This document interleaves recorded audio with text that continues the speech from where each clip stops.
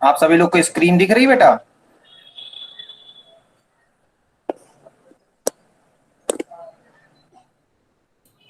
No sir. Hello, no sir. No sir, नहीं दिख रही सर।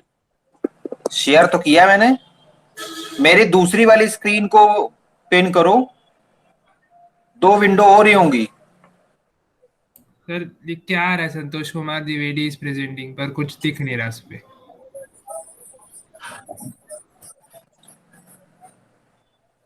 सर प्रेजेंटिंग लिख के आ रहा है बट हो नहीं रहा कुछ प्रेजेंट।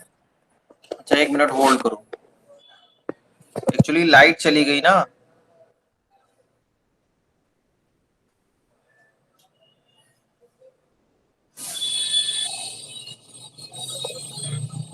अभी आप लोग बस होल्ड किए रहिएगा, लाइट आ गई है दोबारा से।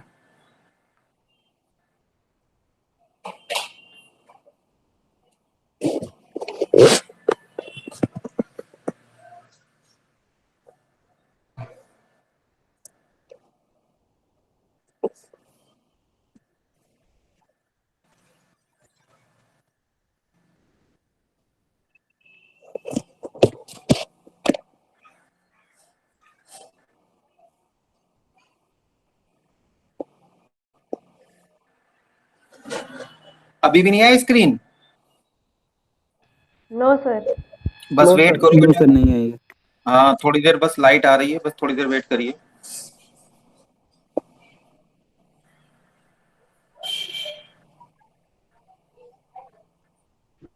सर हाँ सर हमारे यहाँ से परसों से लाइट नहीं आई है, मोबाइल और लैपटॉप पूरा डिस्चार्ज हो गया सर, तो हम क्लास नहीं कर पाएंगे आज सर।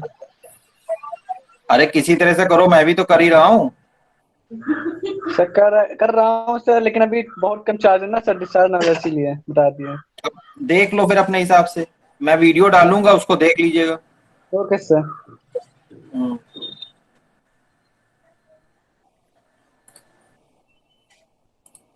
तो स्क्रीन शेयर हो गई।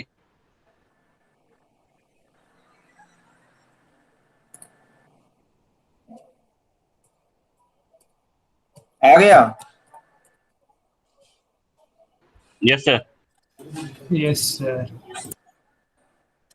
इम्प्लीमेंटेशन इश्यूज आ रहे हैं, क्या आ रहा है? सर अभी आ Yes. नहीं रहा है सर। सर मतलब टॉपिक नहीं आ रहा है अभी। सर आपकी मोबाइल की स्क्रीन शो हो रही है। रुक जाओ, रुक जाओ।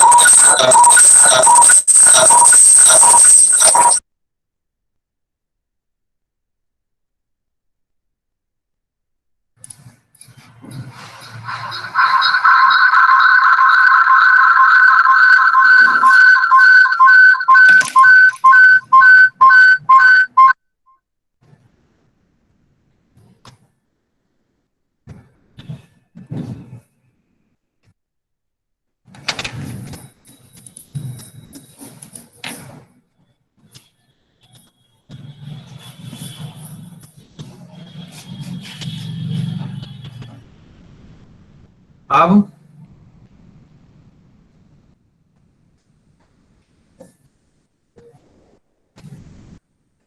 No sir. बस थोड़ा सा वेट और करो।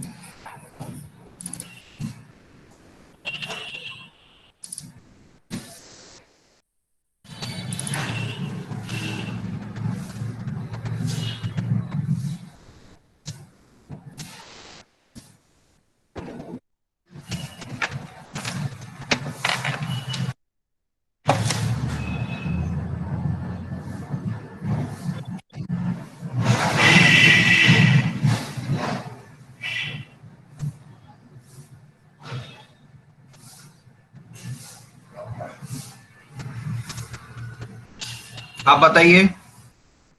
यस सर, हो रही है शो। ये सर हो रही है।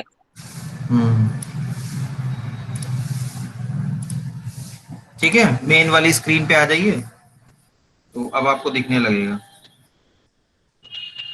एक्चुअली आज मौसम थोड़ा सा सही नहीं है, इसलिए लाइट भी जा रही है, इसलिए मैंने दोनों जगह से उसका नेटवर्क भी यूज किया हुआ है।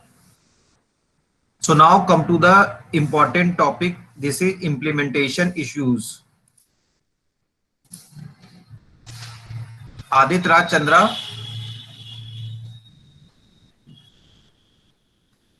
Aditya Raj Chandra, yes sir.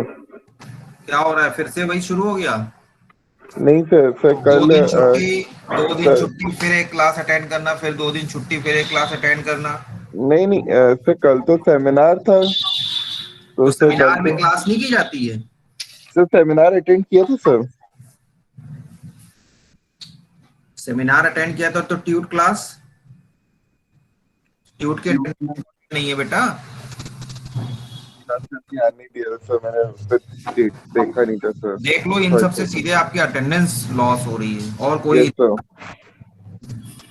ठीक है, यस सर। अब्दुल्ला आप भी कल अब्सेंट थे। अंशुल, ठीक है, Garima, Hrithik Srivastava, attendance tute class की भी इंपॉर्टेंट है। सो हेडिंग डालिए implementation issues. So implementation issues का मतलब क्या हुआ कि जब हम एक बार डिजाइन कर लेते हैं और डिजाइन करने के बाद ये इम्प्लीमेंटेशन इश्यूज जो हैं वो आपके रेलिवेंट हैं डिजाइन से भी और साथ ही साथ आपके कोडिंग से भी। तो डिजाइन के पर्सपेक्टिव और कोडिंग के पर्सपेक्टिव दोनों में हम लोग डिस्कस कर ले रहे हैं, दोनों में बात कर ले रहे हैं। ठीक है, और उसके बाद जब वहां पे कोडिंग के पर्सपेक्टिव की बात आएगी तो इसको फिर रीडिस्कस कर लेंगे। और एक और इम्पोर्टेंट टॉपिक इसके बाद हम लोग डिस्कस करेंगे, जो हमारी 2 टाइप की डिजाइन होती है, जो मैंने आपको बताया था, function oriented and object oriented. तो उसका डिफरेंस बहुत इंपॉर्टेंट है। मैं भी आपका लास्ट ईयर का क्वेश्चन पेपर देख रहा था, तो लास्ट ईयर का मतलब लास्ट ईयर तो पेपर ही नहीं हुए थे, लास्ट का मतलब इसके पहले के पेपर्स जो मैं देख रहा था उसमें ये बहुत इंपॉर्टेंट टॉपिक है और बहुत पूछा जाता है। सो implementation issues means focuses not only programming, but it is also important on the other implementation issues that are often not covered in programming और डिजाइन आल्सो. सो फर्स्ट है इसमें, चाहे वो आपकी प्रोग्रामिंग हो जिसमें हम लोग कोड रीयूज की बात करते हैं या डिजाइन की बात हो, यहाँ पे भी हम लोग डिजाइन को भी रीयूज करते हैं. कोई ऑलरेडी डिजाइन अगर हमारी बनी होती है, एग्जिस्टेंस में होती है, तो हम लोग उसको भी रीयूज करते हैं, इस कॉन्सेप्ट को भी फॉलो करते हुए कि ये हमारा कहीं ना कहीं उससे रेलिवेंट है. Either the requirement is the different or the need of user is different, working is also different. उसके बाद भी हम लोग उसी डिजाइन को, अगर कोई हमको पुराना मॉडल या कोई भी ब्लूप्रिंट मिल जाता है तो उसको हम लोग यूज कर लेते हैं. सो रीयूज जो हमारे इश्यूज आते हैं, और जब हम लोग रीयूज कर लेते हैं फॉर द यूजफुलनेस, और ये सोचते हैं कि थोड़ा सा हमारा टाइम इसमें बच जाएगा, टाइम बचने का मतलब थोड़ा प्रॉफिट लेवल और ज्यादा हमारा होने लगता है, तो उसके बारे में भी हम लोग कंसर्न रहते हैं. तो most modern software is constructed by reusing existing components और systems. This is obvious. When you are developing software, you should make as much as use possible of existing code oblique design. तो जब हम ये बात कर रहे हैं कि रीयूज कर रहे हैं और ये हमारे कॉम्प्लिकेशंस आ सकते हैं, तो उस ड्यूरेशन में जब हम लोग रीयूज कर सकते हैं या करते हैं, तो हमें ये ध्यान रखना चाहिए कि कोई भी कोड रीयूज करते समय actual need of the user according to the SRS, और जो हमारा इम्प्लीमेंटेशन, अब चाहे टेक्नोलॉजी बदल गई हो, चाहे आपका डेटाबेस बदल गया हो, वो क्या कह रहा है. ये सीधे सीधे एज एग्जाम्पल आपको थोड़ा और अच्छे समझ में आएगा अगर हम कंपेयर कर दें कि जब हम आपको असाइनमेंट देते हैं और आप किसी और बच्चे का असाइनमेंट कॉपी कर लेते हैं, तो कॉपी करने का मतलब है कि आप वहां से हिंट तो लीजिए, लेकिन मेथड आपके अपने होने चाहिए. ठीक है, लॉजिक्स आपके होने चाहिए. आंसर किसी भी क्वेश्चन का सेम होता है, लेकिन उसका रेफरेंस, उसका एक्सप्लेनेशन ये सेम नहीं होना चाहिए.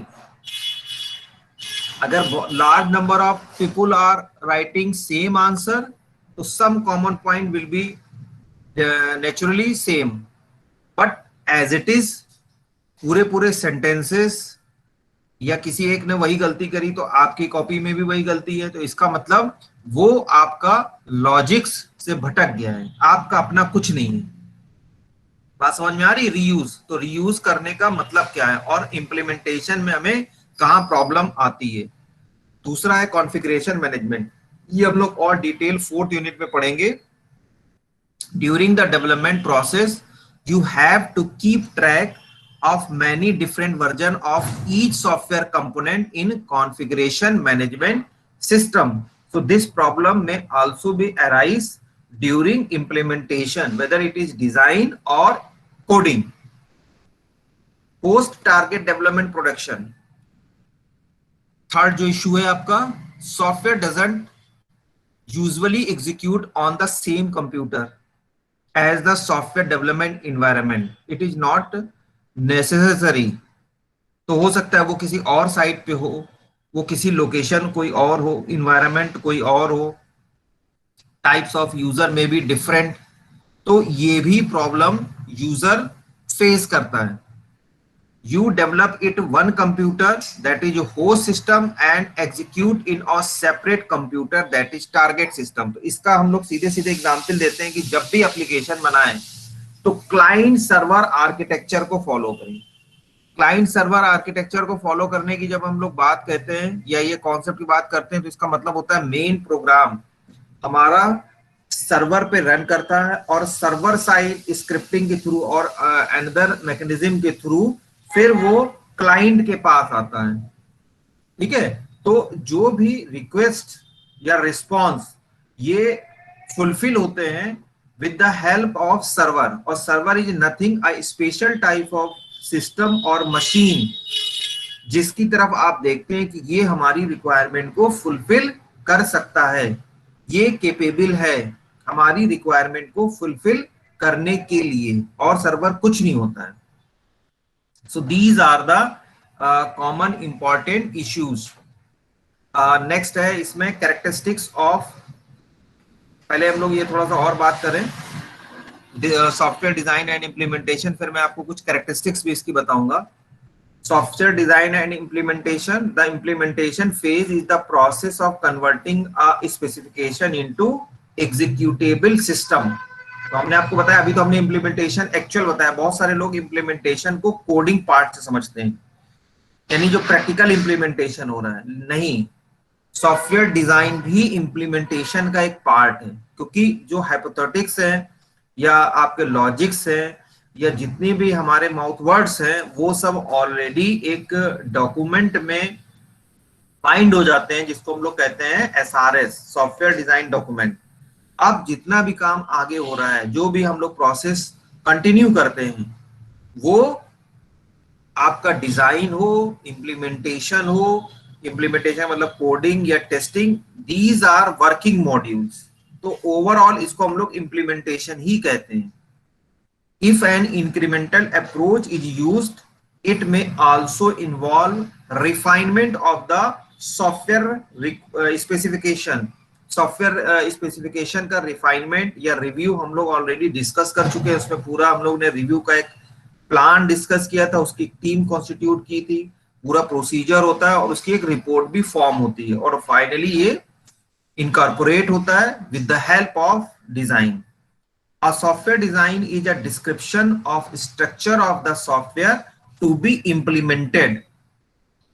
हमारा implementation जो मेन है वो सॉफ्टवेयर डिजाइन से कैसे रिलेटेड है, मतलब इस तरह का आपका डिस्क्रिप्टिव आर्किटेक्चर जो कि हमको इंप्लीमेंट करना है, that can be shown with a good software design, whether it is data models, interfaces between system components and maybe algorithms. अगर आप बहुत छोटे पार्ट की बात करें, यानी एक सिंगल स्मॉल यूनिट जिसको हम लोग एल्गोरिथम कहते हैं, वो भी डिजाइन का ही पार्ट है, या डिजाइन एल्गोरिथम के थ्रू ही आपकी प्रोसेस होती है। In the practical approach, implementation approach which is called later as program, the software designer develop the software design iteratively. Iteratively का मतलब ये होता है कि वो प्रोसेस वाइज होती है। इसमें दो प्रोसेस या दो अप्रोच लगते हैं, टॉप डाउन अप्रोच और बॉटम अप अप्रोच। इसको नोट कर लीजिए, बहुत इंपॉर्टेंट है, ये भी पूछा जाता है। ठीक है, टॉप डाउन अप्रोच में हम लोग क्या करते हैं कि पहले मेन मॉड्यूल को हम लोग क्या करते हैं, डिस्कस करते हैं, एड्रेस करते हैं या इंप्लीमेंट करते हैं, और उसके बाद सब मॉड्यूल को टॉप डाउन मतलब सबसे पहले ऊपर और फिर उसके नीचे नीचे। ठीक है, दूसरा होता है बॉटम अप्रोच। इसमें स्मॉल मॉड्यूल, इनको हम पहले डील करते हैं, फिर उसके बाद उससे जो हायर प्रायोरिटी का है उसको डील करते हैं, और फिर उसके बाद हायर प्रायोरिटी का उसको डील करते हैं, और लास्ट में सबसे टॉप मॉड्यूल की ओर हम लोग बढ़ते हैं और उसको इंप्लीमेंट करते हैं।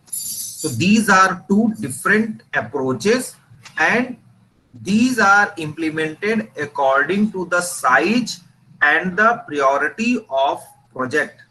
कोई भी आप अप्रोच फॉलो कर सकते हैं, ये डिपेंड करता है उसकी कॉस्टिंग कितनी है, प्रायोरिटी कितनी है, यूजर किस टाइप का है, और आपका इंपॉर्टेंस कितना है, आप उस यूजर को कितना इंपॉर्टेंस दे रहे हैं।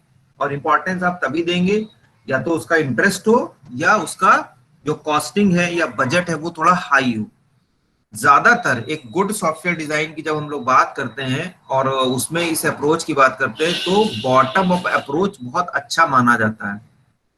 ठीक है, टॉप डाउन अप्रोच नहीं अच्छा माना जाता है, बॉटम अप अप्रोच ज्यादा अच्छा माना जाता है। वो हम लोग और डिटेल में डिस्कस करेंगे, तो इसको एक्सप्लेन करेंगे। ठीक, तो already I told you, software designer develop the software design iteratively, यानी phase wise. They add formality and detail and as well as correct the design as they develop their design also.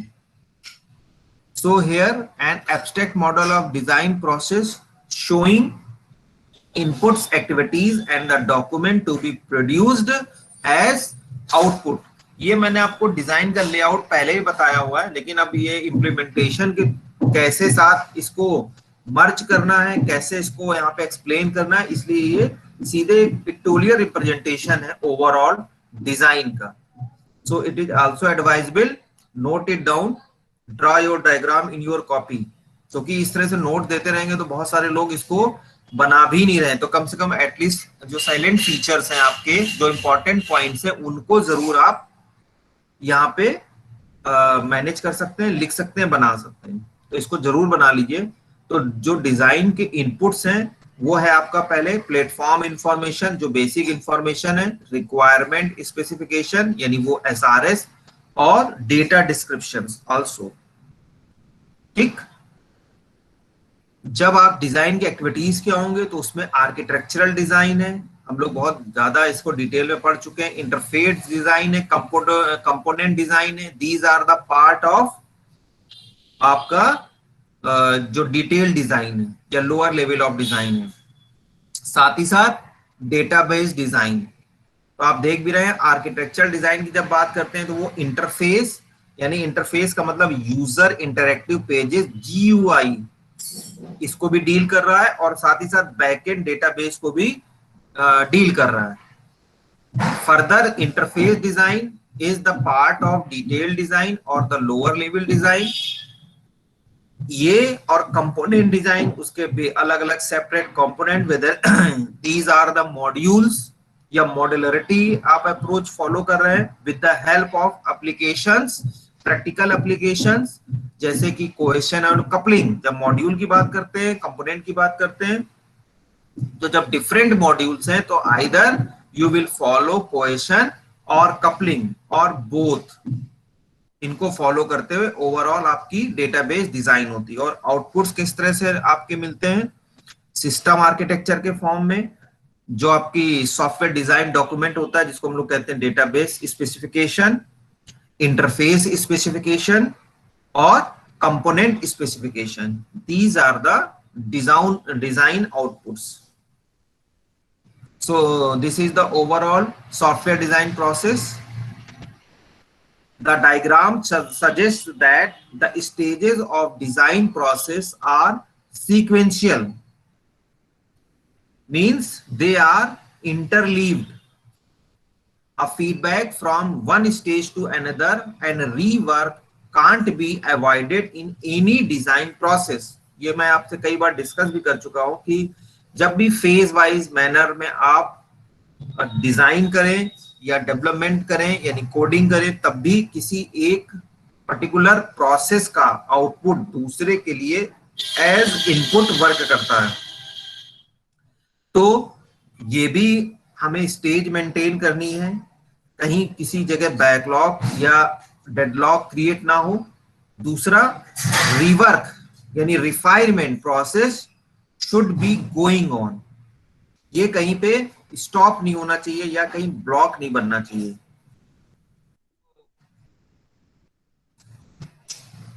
Anshuman,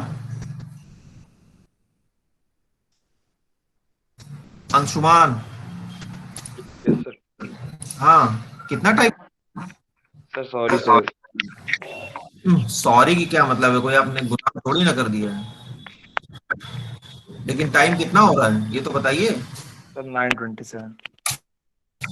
तब और इसके बीच में आप एक दो class में थे भी नहीं लास्ट. सर तबीयत नहीं ठीक है, चल रही है सर. रात में दवा खाए थे, अभी तक नहीं खोली नहीं थी. अब तो मुझे लग रहा है एज पास हो चुकी है, क्या अभी भी है?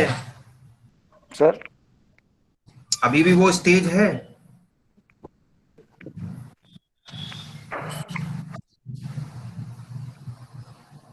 अभी भी वो स्टेज है, मैं कह रहा हूँ जिसका नो सर.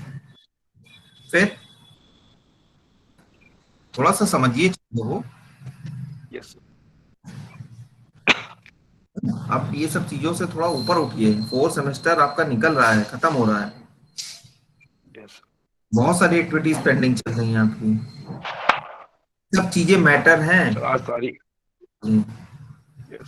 आप कोई ऐसा वादा मत करिए इस प्लेटफॉर्म पे जो आप पूरा ना करें। बस मैं आपसे यही कह रहा हूँ कि टाइमली क्लास ज्वाइन करिए, ठीक है। Yes So these activities can vary depending on the type of system needs to be developed. So we have showed there are 4 main activities which is already highlighted into the design process. These are architectural design that defines the overall structure of the system, main components, their relationship. Detail में हम लोग इसको already पढ़ चुके हैं। ये हम लोग क्यों दोबारा रिवाइंड कर रहे हैं, क्यों इस डायग्राम को डिस्कस कर रहे हैं? If this particular process, design process is not carried out with care, तो क्या होगा कि ये फिर से प्रॉब्लम आ सकती है और this will become a implementation issue for future और further development procedure. That's why it should be handled with care. It defines the overall structure of the system, main component, their relationship. Second one is interface design. It defines the interfaces between these components. जब हम user interactive page की बात करते हैं, आपने देखा भी होगा, फील भी किया है, बहुत सारे लोग वेबसाइट से इंटरेक्ट करते भी हैं by you can sequential manner, कि सबसे पहले लॉगिन पेज आया, आपने लॉगिन किया। लॉगिन हम लोग तब कर पाते हैं जब पहले से ही हमने उसको साइन अप करके रखा होता है, यानी इंफॉर्मेशन सिस्टम पे हमारी बेसिक्स रहती हैं, then only we are allowed to log in, और you can say that formally allowed to access that particular websites or the sites. So जब आपने एक पर्टिकुलर पेज पे लॉगिन किया, उसने नेविगेट कर दिया सेकंड पेज पे, फिर वहां पे कोई एक रिक्वायरमेंट आपकी हुई, वो आपने जनरेट की, यानी किसी फॉर्म के थ्रू या किसी रिपोर्ट के थ्रू, तो उसमें भी कुछ बेसिक्स इनपुट आपको भरने होते हैं, चाहे कुछ भी हो। अगर आपको किसी भी पर्टिकुलर क्लास की आज की डेट की अटेंडेंस डालनी है, तो आपको एटलीस्ट क्लास नंबर या उसका ग्रुप और डेट डालनी पड़ेगी, और जैसे ही सबमिट करेंगे तो पूरी रिपोर्ट जिस फॉर्म में आप चाह रहे हैं वो आपकी आ जाएगी।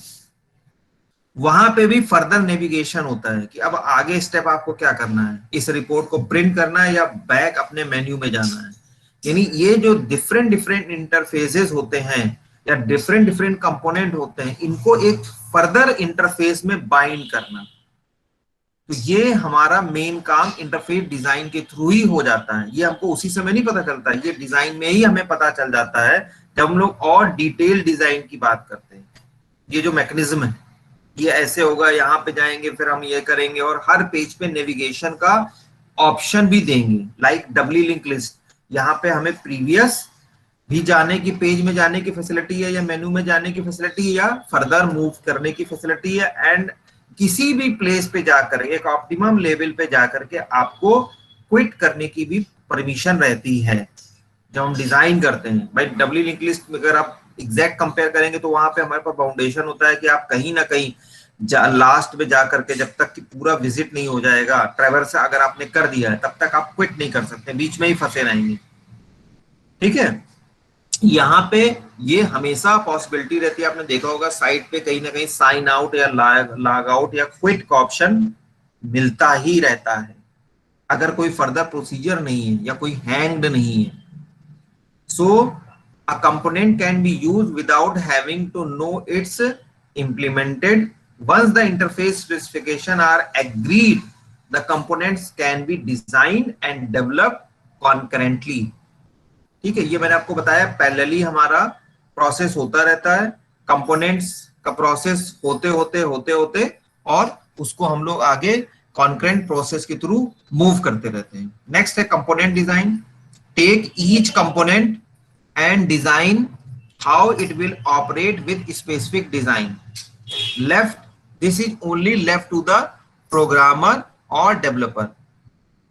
There may be also some possibilities that list of changes to be made as a reusable component. There may be some possibility This is called as to given a free hand to your developer. और last है हमारी activity database design. The system data structure are designed and their representation in a database is designed or defined. So this depends on whether an existing database is to be reused or a new database to be created. As my opinion, most of the companies develop a new database for new customer or project, but they are already anxious to reuse the developed components, table or the database itself. Column तक के नाम वो copy कर लेते हैं और उनके यहाँ सेम कॉलम नेम होते हैं, टेबल के नेम भी सेम होते हैं. ठीक है, अगर उनकी वर्किंग्स किसी की बहुत श्रिंक टाइप की है, बहुत लिमिटेड है, तो कुछ कॉलम कम हो जाएंगे, यानी वो उस पर डील ही नहीं करते, कॉलम कम हो जाएंगे. या कोई बहुत बड़ा लार्ज प्रोजेक्ट है तो वहां पे कुछ कॉलम्स आपके बढ़ जाएंगे, डिपेंडेंसी भी उसी हिसाब से मैनेज होगी. लेकिन वो कोशिश यही करते हैं कि उसका नाम और उसकी वर्किंग, उसकी स्टाइल एज इट इज रहे, जो उन्होंने सक्सेसफुली ऑलरेडी किसी प्रीवियस प्रोजेक्ट को हैंडओवर किया. इसके फायदे भी दो रहते हैं कि आपको अपने नए प्रोग्रामर या डेटाबेस एडमिन जो भी आपके हैंडलर हैं उनको ट्रेन नहीं करना पड़ता है. They are well aware. कहीं भी किसी समय किसी को भी साइट पे पर्टिकुलर प्रोजेक्ट अलॉट किया जा सकता है और ये हमें नहीं केयर करनी पड़ती है, या हमें बहुत ज्यादा इसकी चिंता नहीं होती कि उसको पहले हमें सिखाना पड़ेगा, उस डेटाबेस को समझने के लिए उसको 3 से 4 दिन का समय लगेगा. नो, वो डायरेक्टली जा करके अपना काम स्टार्ट कर सकता है वहां पे. So these are all the implementation issues during the design as well as coding also. So if anyone has any query, किसी को कोई प्रॉब्लम हो, कोई पॉइंट समझ में ना आया हो इस डिस्कशन का, वो पूछ सकता है. Otherwise I will move next topic, very important topic.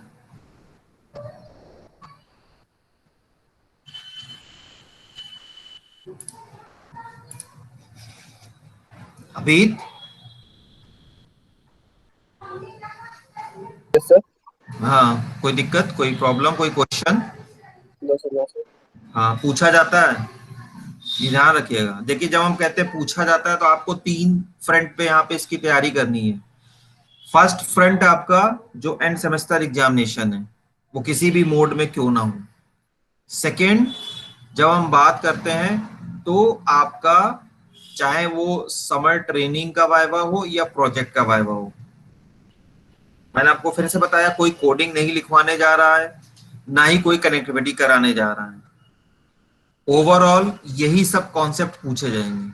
और तीसरा प्लेसमेंट. जब प्लेसमेंट की बात होती है तो उसमें प्रोजेक्ट सबसे इंपॉर्टेंट रोल प्ले करता है. जितना अच्छा प्रोजेक्ट, जितनी अच्छी आपने software engineering, database, data structure पढ़ा होगा, उतना ही सिलेक्शन के चांसेस ज्यादा रहते हैं.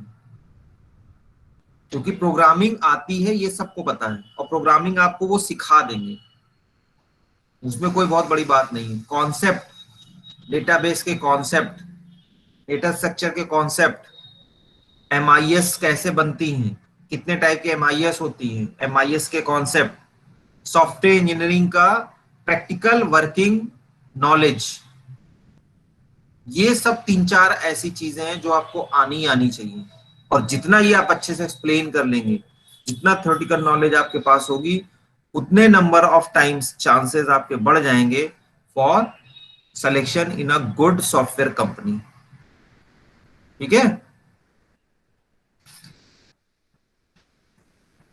Now come to the another topic.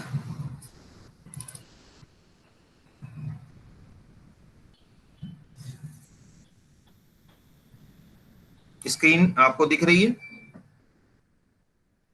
Yes sir. Topic का नाम है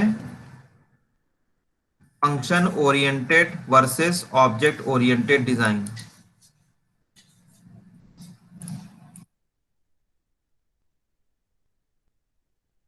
जरूर डालते चलिए.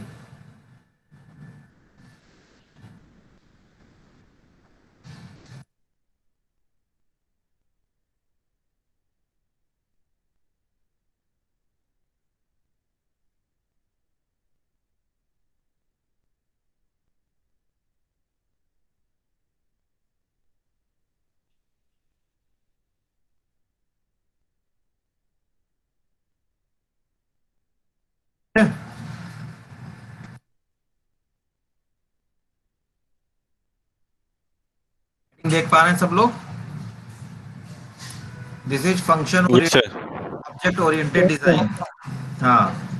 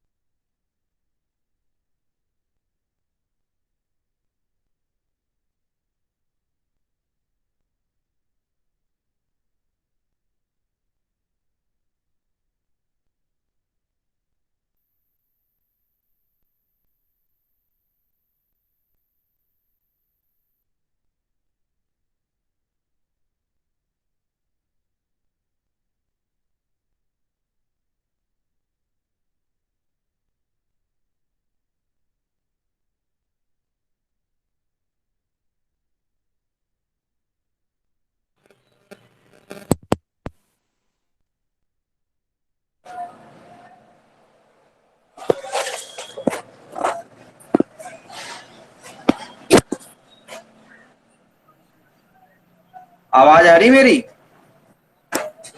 यस जी सर। सर अब आ रही है। यस सर, आ रही है। Yes sir. इस स्क्रीन नहीं आ रही ना?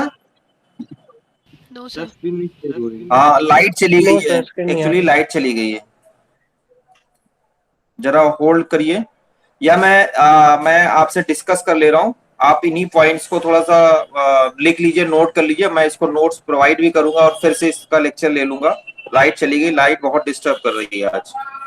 ठीक है, तो फंक्शन ओरिएंटेड जो डिजाइन है आपका, ये रियल वर्ल्ड फंक्शन पे फोकस्ड होती है। बेसिक्स जो होते हैं इसके, ये होते हैं real world function. while object oriented design, the basic abstractions are not real world function but are the abstraction where the real world entities are represented। जहां पे रियल वर्ल्ड इंटिटीज ही ज्यादा फोकस्ड होती है, रियल वर्ल्ड इंटिटीज पे ही ज्यादा हम ध्यान देते हैं। सेकेंड बात, अगर आप प्योरली फंक्शन की बात करते हैं, functions are group together by which a higher level function is obtained. आप जब ऑब्जेक्ट ओरिएंटेड की बात करते हैं तो functions are group together on the basis of the data that they operate. ठीक है, अभी मैं स्क्रीन भी शेयर करने की कोशिश करता हूं, पहले एक बार बात कर लेते हैं, डिस्कस कर लेते हैं। फिर अप्रोच की बात करते हैं तो function oriented design top down approach होता है, नोट कर लीजिए, बहुत इंपॉर्टेंट है। और जो आपका ऑब्जेक्ट ओरिएंटेड है वो बॉटम अप अप्रोच है। ठीक है, ये तीन इंपॉर्टेंट बेसिक पॉइंट हैं जिसके थ्रू हम फंक्शन ओरिएंटेड और ऑब्जेक्ट ओरिएंटेड को डिस्कस करते हैं। बस एक मिनट रुकिए, मैं ट्राई करता हूं फिर से स्क्रीन के लिए।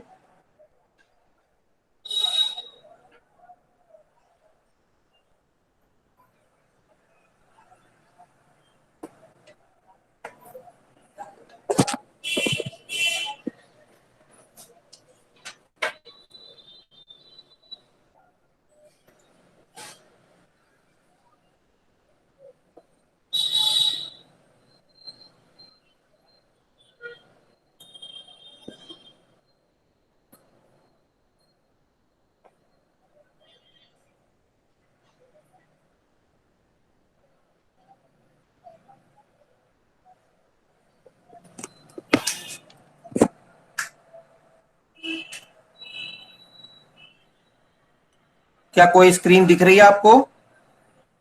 Yes sir. Yes sir. Yes sir, उनकी दिख रही है। अच्छा, एक मिनट होल्ड करो, थोड़ा सा वो स्क्रीन गलत खुल गई है, वो फाइल गलत खुल गई है।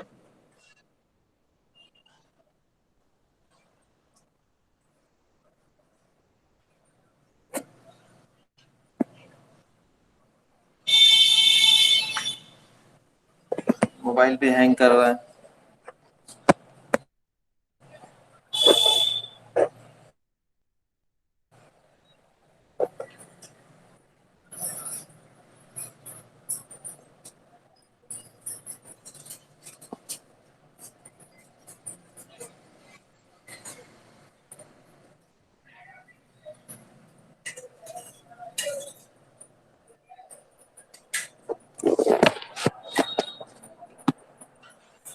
देखिए क्या दिख रहा है आपको अब?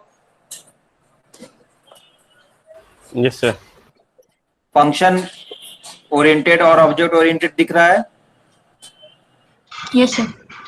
Yes sir. हाँ, तो मैंने जो आपको अप्रोच की बात की थी, तो अप्रोच जो है आपका function oriented is top down approach, और जो आपका ऑब्जेक्ट ओरिएंटेड है this is bottom up approach.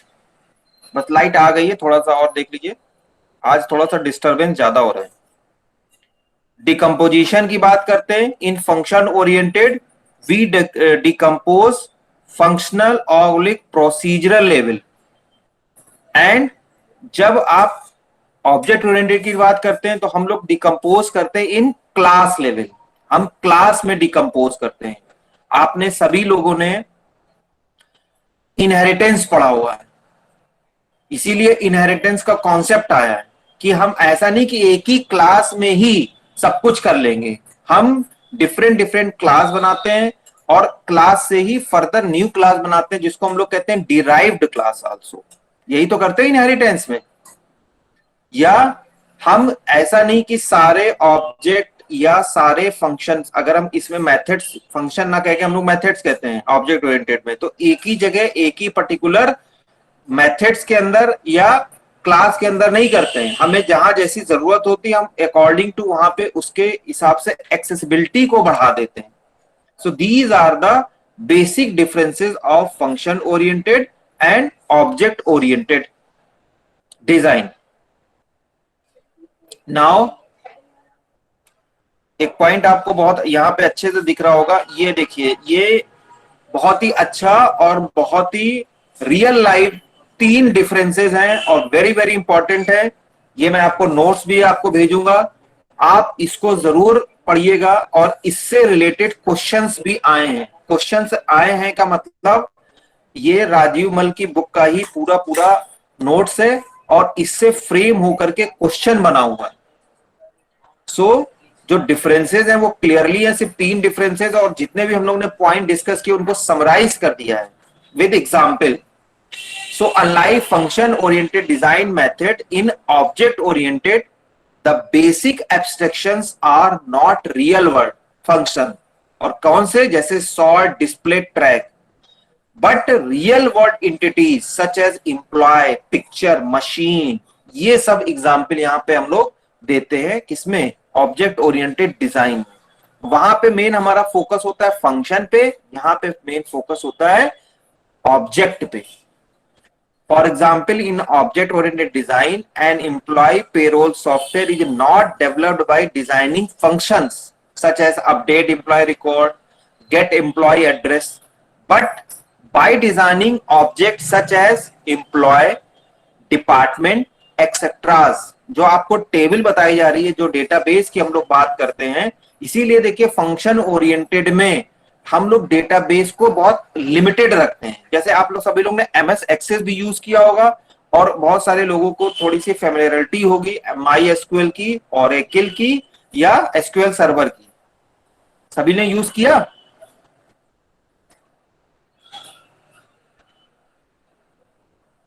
आवाज नहीं आ रही भाई? Yes.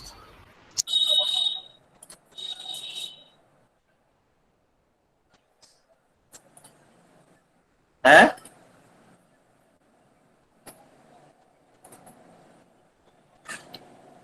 Garima Singh, Yes, sir. Garima Singh Yes, sir. बोलती रहो बीच बीच में, Yes, sir. तो बोला ही नहीं तुमने तो।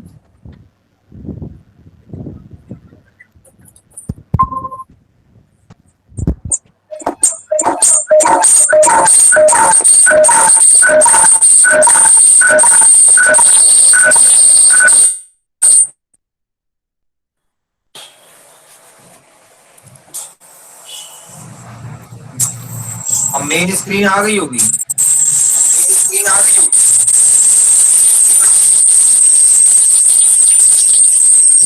यस सर, बट इको कर रहा है आपका। सर आपकी वॉइस पर बहुत लाइट आ जाती प्रॉब्लम हो बार-बार रही है। यही होता है।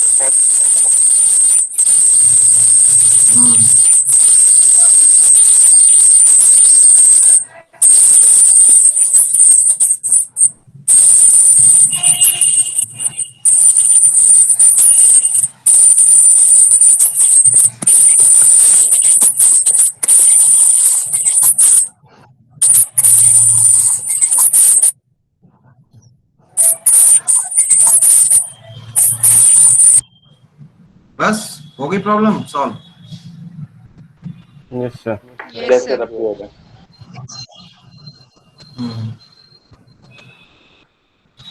ठीक है।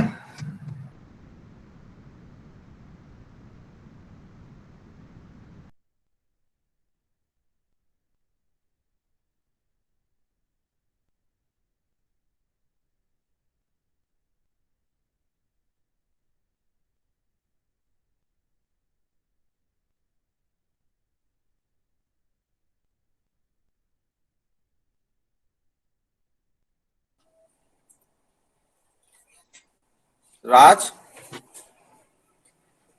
Yes sir. राज, यस सर। Yes sir. हाँ फिर से चली गई, लाइट चली गई फिर से। मेरे यहाँ भी सर यही हो रहा, बार माइक भी खोल रहे हैं, वर्क नहीं कर रहा, लाइट है नहीं, बहुत बैटरी। लाइट फिर अभी आई थी फिर चली गई है। ठीक है। मौसम खराब है जरा।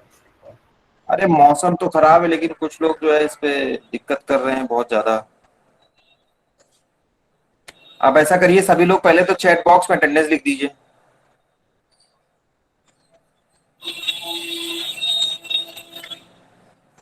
सभी लोग चैट बॉक्स में अटेंडेंस लिख दीजिए। आकाश वाजपेयी रोज रोज देर से ज्वाइन कर रहे हो क्लास?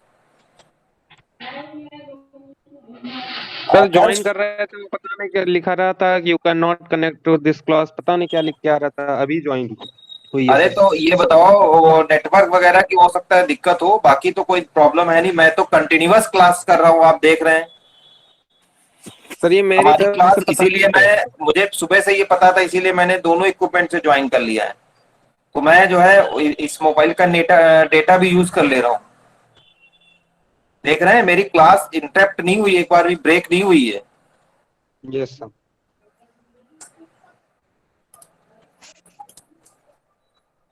यही एक रीजन है, मैंने ब्रेक नहीं किए हैं। तो भाई अगर काम करना है तो सारे अपने आप अस्त्र शस्त्र के साथ काम करिए।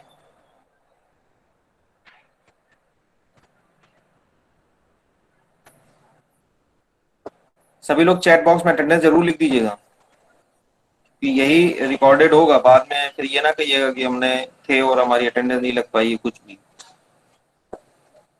सेकेंड इंपॉर्टेंट पॉइंट है आपका, in object oriented design state information is not represented in a centralized shared memory but it is distributed among the objects of the system।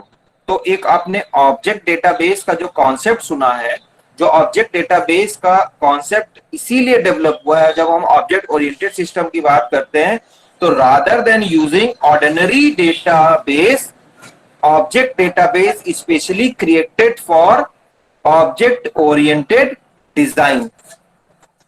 ठीक।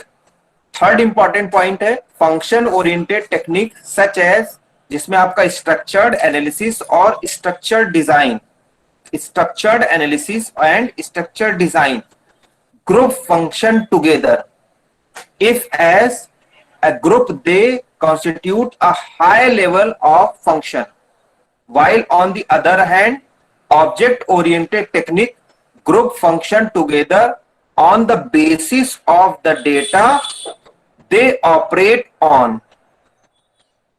ठीक है, वहां पे जो भी फंक्शन बनेगा या ग्रुप होगा फंक्शन का, कंबाइन करेंगे, वो कॉम्बिनेशन होगा किस पे? फंक्शन पे बेस्ड। लेकिन ऑब्जेक्ट ओरिएंटेड में जो बेस होगा फंक्शन का, कॉम्बिनेशन का, वो होगा on the basis of data. ठीक है, तो ये थोड़ा सा डिफरेंस है।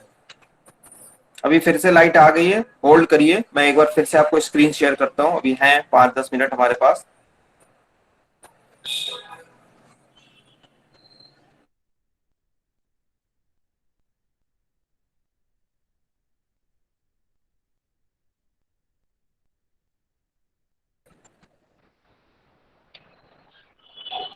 इसके बाद किसकी क्लास है?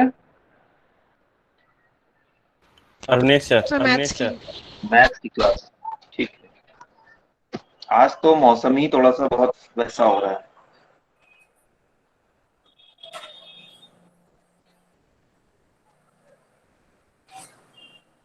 स्क्रीन शेयर्ड है, बस थोड़ा सा जैसे ही बस बॉक्स होने में थोड़ा सा ऑन है, लाइट आ गई है, ऑन होने में थोड़ा सा टाइम लगता है। I will show last 2 points, मैंने ऑलरेडी हाईलाइट करके रखे हुए हैं, थोड़ा सा बस आपको अंडरलाइन भी कर दे रहा हूं मैं उनको।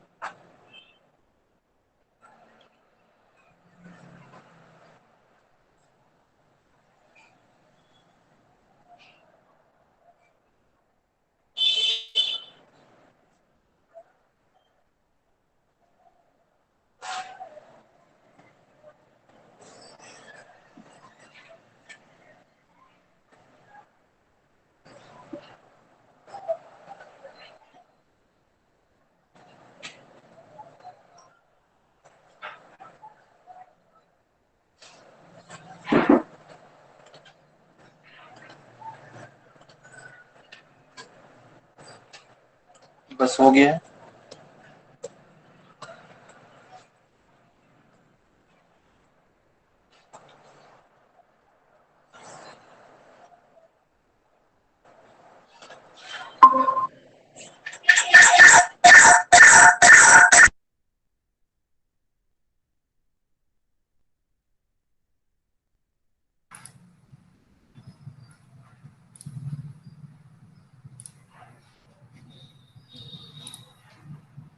स्क्रीन दिख रही है?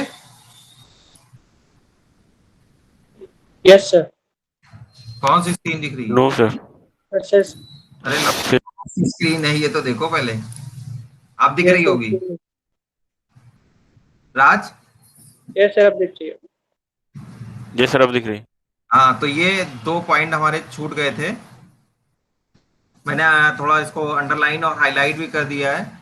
In object oriented design stage information is not represented in centralized shared memory but it is distributed among the object of the system. So जब हम लोग डिस्ट्रीब्यूटेड की बात करते हैं, ऑब्जेक्ट डेटाबेस की बात करते हैं, तो यही हमारा कॉन्सेप्ट है। इसी को आगे हम लोग ने फर्दर किया है by using object oriented design. And the last, this is also example, read it out and ask if any query.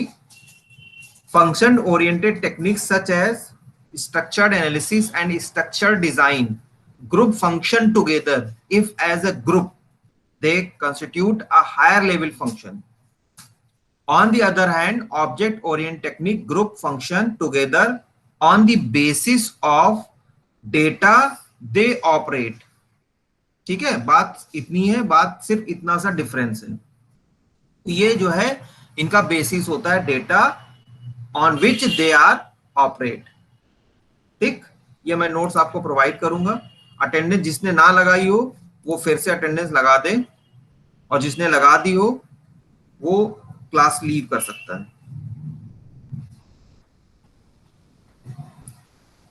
Attendance सभी की लगी होनी चाहिए।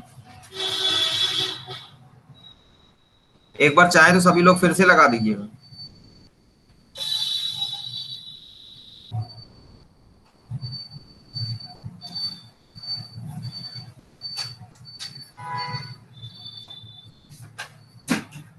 ठीक है, सभी लोग लगा दीजिए, किसी की छूटे नहीं।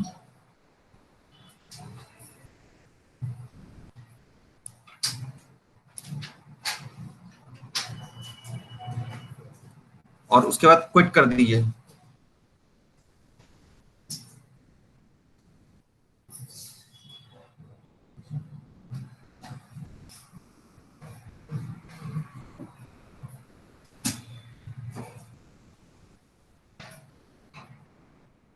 ठीक है, मैं भी क्लास एंड करने जा रहा हूँ। सभी ने अटेंडेंस लिख दी एक बार फिर से? रिस्क मत लीजिए, दोबारा फिर से टाइप करना है, लिख दीजिए।